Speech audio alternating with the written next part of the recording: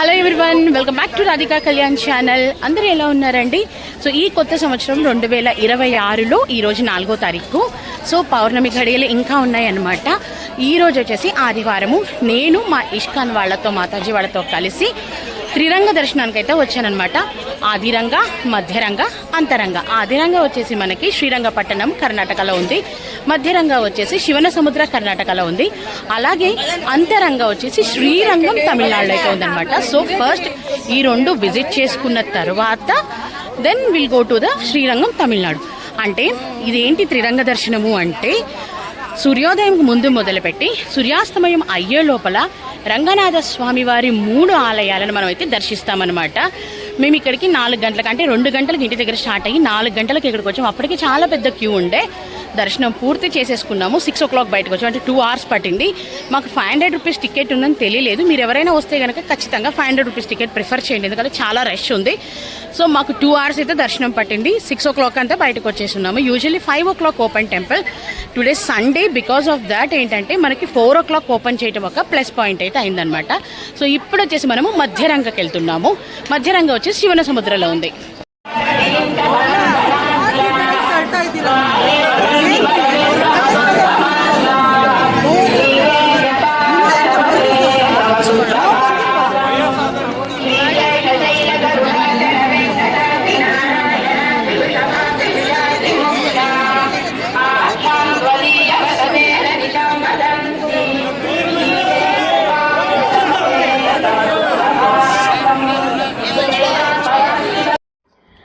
ఇప్పుడైతే మనము ధనుర్మాసములో శ్రీరంగపట్టణం వచ్చేసండి మనకిప్పుడు బెంగళూరు నుంచి 120 కిలోమీటర్ల దూరంలో అయితే ఉంటుంది.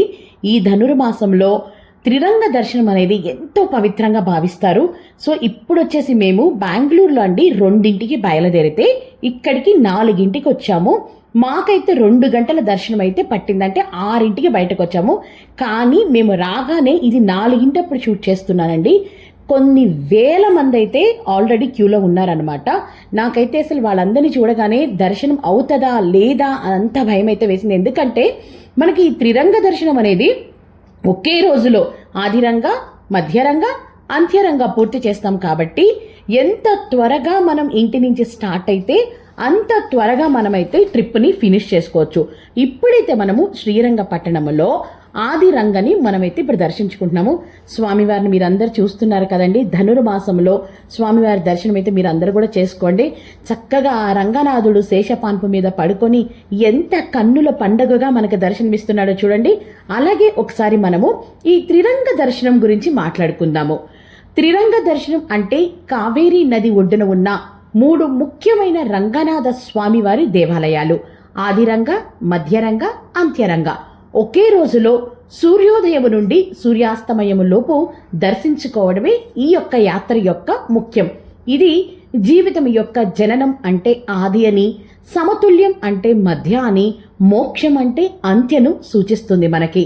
ధనుర్మాసంలో ఈ యొక్క యాత్ర చేయటం ఎంతో పవిత్రంగా భావిస్తారు. అలాగే ఈ యాత్రని చెయ్యటం వల్ల మనకున్న గ్రహ దోషాలు కూడా తొలగిపోతాయని చాలా మంది అయితే నమ్ముతారు. ఇప్పుడైతే మనము శ్రీరంగపట్టణంలో ఆలయం లోపల ఉన్నాము. చూశారు కదండి ఎంత పెద్ద క్యూ ఉందో. ఇంకొక విషయం నేను మీకు చెప్పాలనుకుంటుంది ఏంటంటే, మేము బెంగళూరులో ఉంటాము కాబట్టి 2ంటికి బయలుదేరిన 4ంటికి రాగలిగాము. కానీ ఎవరైనా వేరే ప్రాంతాలలో ఉండి వాళ్ళు ఈ యాత్ర చెయ్యాలి అనుకుంటే గనక దయచేసి 1 రోజో 2 రోజులు ముందుగానే బెంగళూరుకి అయితే వచ్చేసి రెస్ట్ తీసుకొని ప్రాపర్గా ఈ యాత్రను అయితే ప్లాన్ చేసుకోండి. అండ్ ఇంకొకటి, చిన్న పిల్లలతో ఈ యాత్రను అయితే నేను అస్సలు ప్రిఫర్ చెయ్యనండి. ఎందుకంటే ఈ యాత్ర చెయ్యాలంటే ఖచ్చితంగా 2 రోజులు కంప్లీట్గా మనము ట్రిప్పులోనే ఉంటాము. అండ్ ఇంకొకటి వచ్చేసి మనకి నిద్ర అనేది ఉండదు. వీటన్నిటికీ ప్రిపేర్ అయ్యి ఈ యాత్రను అయితే ప్రారంభించండి. చిన్న పిల్లల్ని, పెద్దవాళ్ళంటే ముసలి వాళ్ళని మాత్రం దయచేసి ఈ యాత్రలో ఇబ్బంది అయితే పెట్టొద్దండి. అది నా యొక్క ఒపీనియన్ మాత్రమే, మిగతాది మీ ఇష్టం. ఇప్పుడు ఆదిరంగ దర్శనం ఫినిష్ చేసుకొని మనమైతే మధ్యరంగ అంటే శ్రీరంగం పట్టణం నుంచి ఇప్పుడు వచ్చేసి మనం శివన సముద్రకి బయలుదేరాము. అలా వెళుతున్నప్పుడు చక్కటి సూర్యోదయాన్ని అయితే, ఎంతో అద్భుతంగా ఉన్న సూర్యోదయాన్ని అయితే చూసాము. ఎంత అందంగా ఉన్నాడో తెలుసా అండి సూర్యుడు. చక్కగా అప్పుడే ఉదయిస్తూ ఆ మబ్బుల్లో నుంచి అలా బయటకు వస్తూ ఎంత బాగున్నాడో తెలుసా. అసలు చూస్తున్నారు కదా మీరు, దొరుకుదామా వద్దా అన్నట్టు మధ్యలో దాక్కుంటూ ఆ చెట్ల మధ్యలో చాలా చాలా చాలా బాగుంది. సూర్యోదయాన్ని అయితే చూసామన్నమాట. ఇప్పుడు వచ్చేసి మనము మధ్యరంగ ప్లేస్కి అయితే వెళ్తున్నామన్నమాట. మధ్యరంగ వచ్చేసి మనకి శ్రీరంగపట్టణం నుంచి దాదాపుగా 1.5 గంట టైం అయితే పడుతుంది. ఇదిగోండి మాటల్లోనే శ్రీరంగపట్టణం నుంచి మనము మధ్యరంగ అంటే శివన సముద్రాకైతే వచ్చేసామన్నమాట. కానీ మన అదృష్టం ఏంటంటే ఇక్కడ 1/2 అవర్ లోపలైతే దర్శనం అయిపోయింది. రీజన్ ఏంటి అంటే మనం అక్కడ ఎక్కడ శ్రీరంగపట్టణం మొదటి ప్లేస్లో త్వరగా దర్శనం చేసుకున్నాము అంటే గనక ఇక్కడ త్వరగా మనకి దర్శనం అయిపోతాయి. ఎందుకంటే అక్కడ నేను వెళ్ళేసరికి కొన్ని వందల టెంపోలు కానివ్వండి, కార్లు కానివ్వండి ఉన్నాయి. కానీ ఏంటంటే ఎంత త్వరగా మనకి దర్శనం అయిపోతే అంత త్వరగా మనం మధ్యరంగ ప్లేస్కి వస్తాం. కాబట్టి వాళ్ళంతా అంటే వెనక వాళ్ళంతా వచ్చే లోపల మనకి ఇక్కడ క్విక్గానే దర్శనం అయిపోతుంది. ప్లస్ ఇక్కడ దర్శనం చేసుకొని దాదాపుగా 250 నుంచి 290 కిలోమీటర్ల మధ్యలో ఉన్న శ్రీరంగం అంటే తమిళనాడుకు మనము అంత్యరంగ చూడటానికి వెళ్ళాలి. కాబట్టి ఎంత వీలైతే అంత త్వరగా అయితే ఇంటి దగ్గర నుంచి బయలుదేరండి మీరు ఖచ్చితంగా. ఎనీవే నేను మీకు ఇందాక చెప్తున్నాను కదండి, ఎవరైనా వేరే వేరే దూర ప్రాంతాల నుంచి వచ్చిన వాళ్ళైతే దయచేసి ముందుగానే 1 రోజు 2 రోజుల ముందుగానే బెంగళూరుకి వచ్చి. సో ఫైనల్గా ఈరోజు మన త్రిరంగ దర్శనంలో ఫస్ట్ వచ్చేసి ఆదిరంగ శ్రీరంగపట్టణంలో అయిపోయింది. అండ్ ఇప్పుడు మధ్యరంగా వచ్చేసేసి శివన సముద్రంలో ఒకటి దర్శనం అయిపోయింది. ఇక్కడైతే 1/2 అవర్ లోపే అయిపోయింది అనమాట. ఇక్కడ వచ్చేసి మధ్య భాగం అంటే మన పొట్ట భాగం స్వామివారిని చూసాము. ఇప్పుడు ఫైనల్గా వచ్చేసి అంతరంగా వచ్చేసి తమిళనాడు శ్రీరంగంలో ఉంది. ఇదే మనకు ఛాలెంజింగ్. మనకి ఈ త్రిరంగ దర్శనం వచ్చేసి మనకి సూర్యోదయం ముందు నుంచి అంటే సూర్యోదయం రాకముందు నుంచి స్టార్ట్ చేసి సూర్యోదయం అయ్యే లోపల ఈ 3 ఫినిష్ చేయడం అనేది ఈ ఛాలెంజింగ్ పాయింట్ అనమాట. అంటే ఈ లోపల అంటే మార్నింగ్ 4 నుంచి ఈవినింగ్ 6 లోపల ఈ 3 టెంపుల్స్ని అయితే ఆదిరంగ, మధ్యరంగ, అంతరంగ అయితే మనం దర్శనం ఫినిష్ చేయడం అనేది త్రిరంగ దర్శనం పర్టికులర్గా ధనుర్మాసంలో. సో ఇప్పుడైతే శ్రీరంగం బయలుదేరుతున్నాము.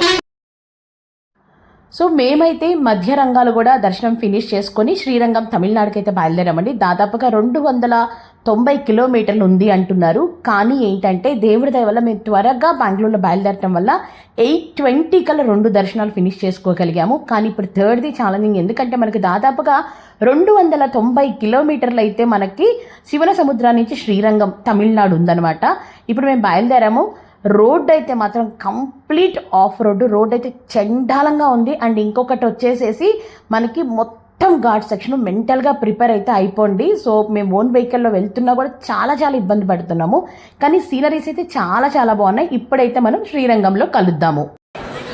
సో ఫైనల్గా చాలా హ్యాపీగా ఉంది. ఎందుకంటే మేము అనుకున్నట్టు త్రిరంగ దర్శనంకి అయితే వచ్చేసాము. ఫస్ట్ వచ్చేసేసి శ్రీరంగపట్టణము, శివన సముద్ర. ఇప్పుడు వచ్చేసేసి తమిళనాడులో ఉన్న శ్రీరంగంకి 3:30కి అంతా రీచ్ అయిపోగలిగాము. 6:30కి టెంపుల్ క్లోజ్ అనమాట. ఎందుకంటే ధనుర్మాసం అవటం వల్ల. ధనుర్మాసంలో మీ అందరికీ తెలుసు కదా, యూజువల్లీ టెంపుల్ చాలా అర్లీగా ఓపెన్ చేసి అర్లీగా క్లోజ్ చేస్తారు. 6:30 లోపల అంటే చెప్పున్నాను కదా ఆల్రెడీ, సూర్యోదయం ముందు నుంచి సూర్యాస్తమయం అయ్యే లోపల ఆదిరంగ, మధ్యరంగ, అంతరంగ దర్శనం పూర్తి చేసేదాన్ని త్రిరంగ దర్శనం అంటారు. ఇప్పుడైతే మేము శ్రీరంగంలో ఉన్నామన్నమాట తమిళనాడులో. చాలా చాలా హ్యాపీగా ఉంది. ఎందుకంటే మీ అందరికీ తెలుసు ఆల్రెడీ మనం శ్రీరంగం బ్లాగ్ చేస్తున్నాము. జస్ట్ అక్టోబర్లో నేను మా ఫ్యామిలీతో హస్బెండ్తో వచ్చున్నాను. లక్కీగా వితిన్ 2 మంత్స్లో మళ్ళీ కూడా స్వామివారి దర్శనానికి అయితే వచ్చున్నాను. మొన్న మా వారితో వచ్చినప్పుడు అమ్మవారి దర్శనం అవ్వలేదు. ఇప్పుడు ఫస్ట్ అమ్మని దర్శించుకొని తర్వాత అయ్యవారి దగ్గరికి అయితే వెళుతున్నాము. సో ఫైనల్గా అయితే మనం ఇప్పుడు శ్రీరంగంలో ఉన్నామండి.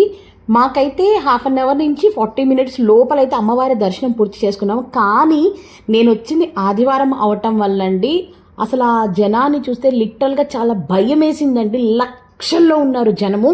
ఎంతోమంది, వేల మంది మాకు దర్శనం అవ్వలేదు అని చెప్తున్నారు. ఇక్కడ దర్శనం అవ్వలేదు అంటే కారణం ఏంటో చెప్తున్నాను వినండి, చాలా జాగ్రత్తగా వినండి. ఇక్కడ చాలా మోసం జరుగుతుంది. ఏంటంటే యూజువల్లీ మనకి వైకుంఠ ఏకాదశి రోజు మనకి ఒక్కరోజే ఎక్కడైనా మనకి మన వైకుంఠ ద్వారం తీసుకుంటారు. కానీ ఇక్కడ వచ్చేసి దాదాపుగా 10 నుంచి 11 రోజులు అంటే శ్రీరంగంలో 10 నుంచి 11 రోజులు వైకుంఠ ద్వారం అయితే ఓపెన్లో ఉంటుందన్నమాట. కానీ మనం వైకుంఠ ద్వారం దర్శనం చేసుకోవాలన్నా, స్వామివారిని దర్శనం చేసుకోవాలన్నా గర్భగుడిలోకి అయితే వెళ్ళాలి. ఆ గర్భగుడి దగ్గరికి వెళ్ళిన తర్వాత 2 వైపులా నీట్గా రాసి ఉంటున్నారు, గమనించుకోండి.